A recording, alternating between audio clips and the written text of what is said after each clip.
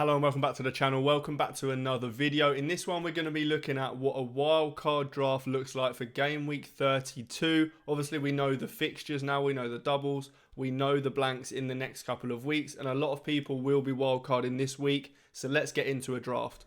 Just before we get into the draft, we'll have a look at the fixtures that I was talking about. Now this is a tweet or a post on X from FPL Tips. Go follow them. Go subscribe to them on YouTube if you don't already. I'm sure you already do.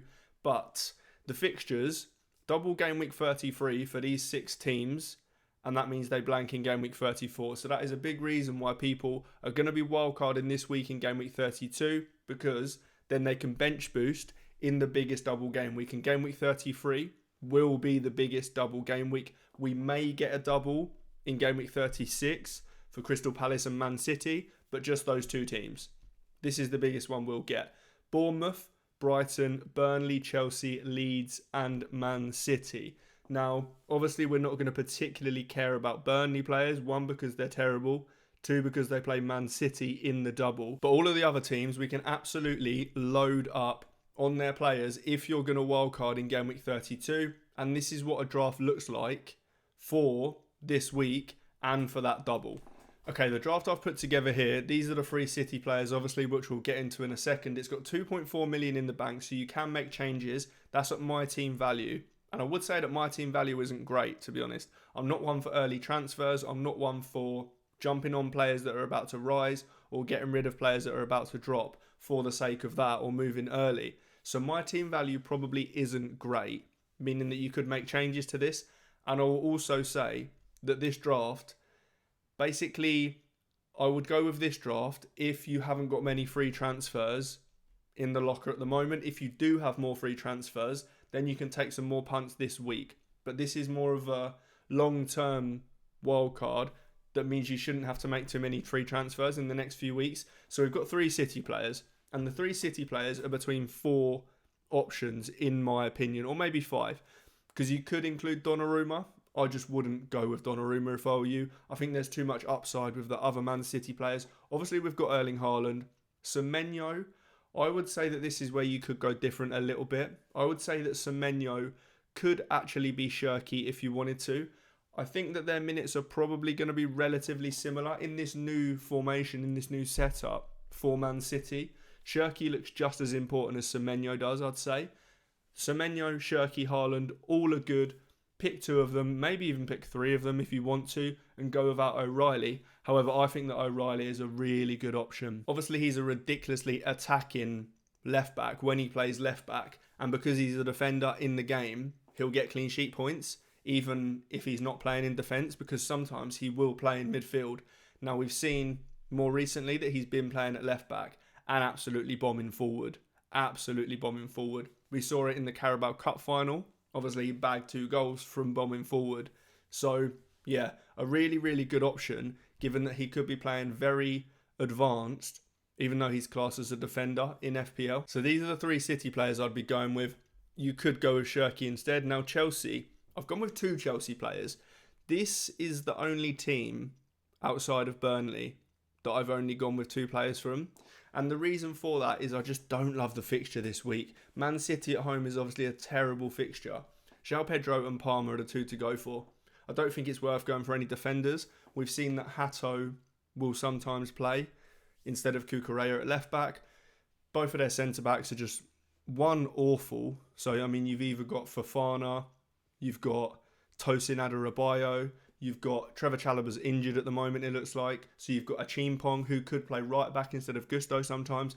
It's just difficult to pick a defender for Chelsea, I think. And their defence is just rough at the moment. It's not great. So if you are going to pick a 3rd Chelsea player, it probably has to be a midfielder. Can't pick Enzo Fernandez right now because he's been given an internal ban for, I think it's just game week 32 now. It's for the FA Cup game, I presume. And for game week 32. Which wouldn't necessarily be a bad thing to pick him, because all you're missing out on is Man City at home. But then maybe there is some question marks on his long-term minutes after that. Who knows? I wouldn't risk it, to be honest. Making then the other options, maybe Neto, maybe Esteval. We might see Garnacho get minutes. Who knows what's going to happen? We might see Palmer get minutes on the right if Enzo does come back. I think it's just a bit risky going with a 3rd Chelsea player. Maybe Esteval is the one. he should just get minutes because he's really good, but we've seen that maybe Neto will get them. But we've got João Pedro, we've got Palmer. On to the next team, and that's Brighton. Now, Brighton are really good for game week 32. I would definitely triple up on them because they're one of the few teams that double in 33 and have a really good fixture in 32. The one thing you will notice about this game week 32 team is that it stinks this week. It really does stink. You've got 5 players from that Chelsea versus City game, which is far from ideal. And then you're picking Leeds players and Bournemouth players. Bournemouth have got Arsenal this week. Leeds have got Man United this week. So the team this week properly stinks. But it's worth it for the bench boost next week, which we'll see in a second. But this is why the game week 32 wildcard with a bench boost in game week 33 isn't necessarily the nailed on strategy to go for. I mean, I'll talk about it in my team selection because I'm currently 50-50 on it. I'm not sure if I'll go with this strategy. I might go with a different strategy, which I'll talk about, like I say, in my team selection video. And the one main reason for that is because you'd be wildcarding out of quite a good team this week. I mean, we've all got the likes of Harry Wilson, Liverpool players. Don't get me wrong, Liverpool aren't playing great, of course. But the team that you'd be wildcarding out of, I guarantee looks better than the team you're wildcarding into this week. But in order to play the bench boost next week, you have to just go with this bad team this week. But the whole point I was making there is that Brighton are the one team that do have a good fixture this week. Burnley away. Now, for Bruggen, I would say is pretty much a lock here. And then you'd go with any defender. I'd say Van Heck is probably the one to go for. This next player is tough because we've seen that Hurtzler likes to rotate his wingers. I've gone for Mitoma here. You could go Minte. You could go Diego Gomez. Who knows, really? It's difficult to predict which players are going to get all the minutes, and you could get it wrong. Of course you could. Mitoma played really well in the last game, as did Minte. So it is difficult. I'd probably just take the risk with Mitoma, I think, though. And then, like I said, we move on to these Leeds players. Now, you'd go with Darlow because Darlow's nice and cheap. He's playing, and I think he's 3.9 million at the moment. He certainly is at the time that I'm recording this video. I'd go with Calvert-Lewin here. Man United away, not a great fixture, but he's definitely someone you want. He'll be on penalties. We know he's fit because he played in the West Ham FA Cup game. And then I've gone for Pascal Struijk here. You could go with Goodmanson if we know he's fit. I just wasn't 100% sure if he was fit or not. And you don't really need those funds because you've got 2.4 million in the bank. I'd just go with any Leeds defender, essentially, there. You can't go with Stack at the moment because he looked like he got injured against West Ham. He was pictured with crutches on the bench. So he is potentially injured now. He would be one that I would go for if he was fit, but he's not. So these are the 3 I've got here. And then the Bournemouth guys are all on the bench here. Tavernier, Senesi, Hill. These 3 pick themselves, I'd say. I don't really think you can go for anyone else from Bournemouth. Tavernier is definitely the best midfielder. Senesi is just a joke. And then Hill, again, very good option considering his price. So these are the double game week options I'd go for. I wouldn't have a Burnley player, and I'd only go for 2 Chelsea. Meaning there's this last midfield spot. And the player I've got in this midfield spot is Bruno Fernandes. I think he's really good for this week. I think he's the captain in this team this week with Leeds at home. I don't think that there's a better captain.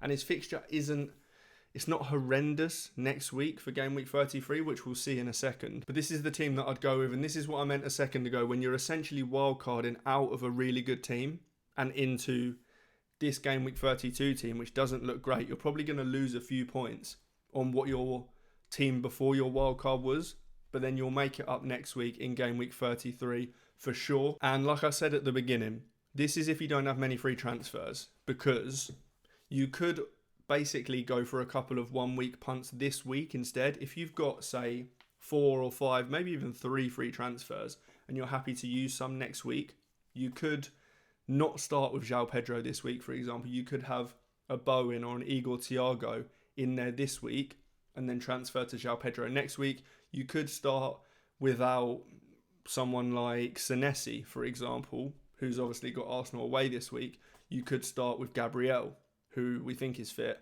and we'll definitely know because Arsenal will play in the Champions League midweek. I'm recording this on Tuesday before they've played. So you could go with Gabriel there and then transfer him to Senesi next week if you've got the transfers. The one thing I would say about that is that I would want to try and keep as many transfers as possible for game week 35 onwards. if we do get a double game week in game week 36, you're going to want to get Palace players in your team. So you're going to need quite a few transfers to make that happen. So if you are going with the wildcard this week, I would try to set it up so you don't need to use too many transfers. If something goes wrong this week, then obviously you can't do anything about that. You have to use a transfer. But I wouldn't plan too many in. Now, what we'll quickly do now is have a look at how it looks for the actual bench boost. And this is what it looks like. The only single game week player is Bruno Fernandes with Chelsea away there. Again, if you really wanted to, you could try and pick a Chelsea mid here. Then you'd have 15 double game week players. But this is what it would look like. To me, it looks pretty good. Obviously, it looks pretty rough in game week 32, but it looks good in game week 33. In game week 34, obviously, pretty much all of these players blank, so you'd have to use your free hit in game week 34, and then you'd get this team back for game week 35, where you'll need transfers. Trust me, you will need transfers because you'll want to pick up some Arsenal players. You'll potentially want to pick up City players. So if you are going to wildcard in game week 32, I would save your transfers. But that is all for this one. If you liked the video, then make sure you hit like. If you've got any questions on anything wildcard, anything to do with your team or anything like that, drop them in the comments. But that is all for this one. Make sure you hit like, make sure you subscribe, and I'll see you in the next one.